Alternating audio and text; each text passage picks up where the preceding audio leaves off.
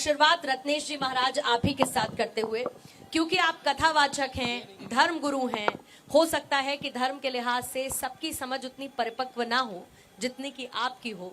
और ऐसा बहुत कुछ इस वक्त अयोध्या की धरती पर चल रहा है। दुल्हन की तरह सजी हुई तैयार अयोध्या जी नजर आती हैं, क्योंकि प्रभु श्री राम का आगमन होने वाला है। सबसे पहले एक जो सवाल मैं अपने सभी मेहमानों से पूछ रही हूँ, इस 22 तारीख की शुभ घड़ी के आने का इंतजार लंबा था, और अब जब ये इंतजार खत्म हो रहा है तो मन के भाव क्या हैं? कितना बेसब्री से इस पल का इंतजार आपको था? बिल्कुल उतना ही बेसब्री से सबको इंतजार है जितनी बेसब्री से प्रतीक्षा भक्तिमती शबरी जी भगवान श्री राम को आने का कर रही थी।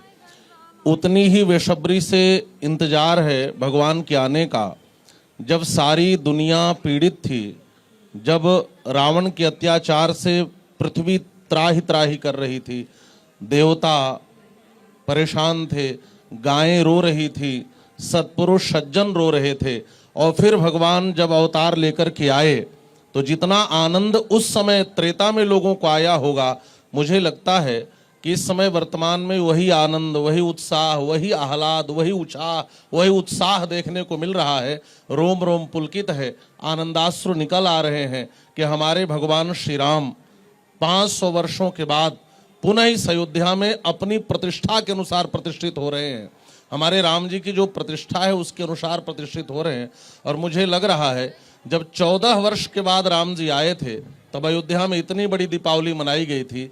इस बार तो 500 वर्षों के बाद आ रहे हैं, तो कितनी बड़ी दीपावली अयोध्या ही नहीं पूरे विश्व में होनी चाहिए, यह बताने की जरूरत नहीं है। हम सबका हृदय का जो दीपक है वह जल रहा है, सबके रोम रोम पुलकित हैं, मानो हमारी आंखें मेघ बन के बरस रही हैं। हमारा हृदय जो है वह दीपक की तरह प्रकाशमान हो गया है और सबके मन के पुष्प खिल गए हैं। चारों तरफ आनंद ही आनंद छाया हुआ है। पूरे देश में दीपावली की धूम है, दीपावली जैसा माहौल है, हर घर में दीपक जल रहे हैं। लेकिन स्वामी रत्नेश जी महाराज जी, हर कोई चाहता है कि एक दीपक प्रभु श्री राम के आगमन पर वो अपने घर पर जरूर जलाए, लेकिन कुछ ऐसे लोग भी हैं जिनके दीपक की लौ या तो ठंडी पड़ गई है या वो चाहते हैं कि उस लौ को बुझा दें।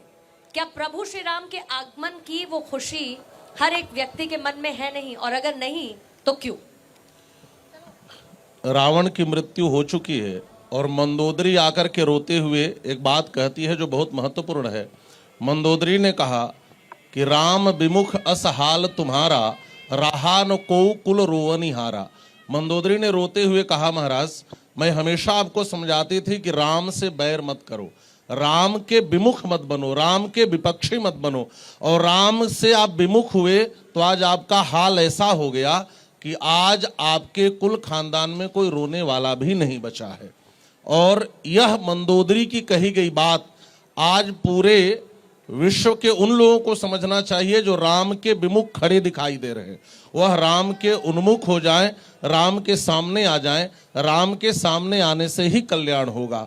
और मुझे लगता है कि राम जी उनको जल्दी से सद्बुद्धि देंगे। और 22 जनवरी को जो राम के विमुख हैं और जो राम के विपक्ष में हैं, वो भी सन्मुख आकर के एक दीपक तो जरूर जलाएंगे, ऐसा विश्वास है। और दीपक नहीं भी जलाएं तो रोशनी तो अयोध्या में रहनी ही है, पूरे देश भर में रहनी है, क्योंकि प्रभु श्री राम का आगमन जो हो रहा है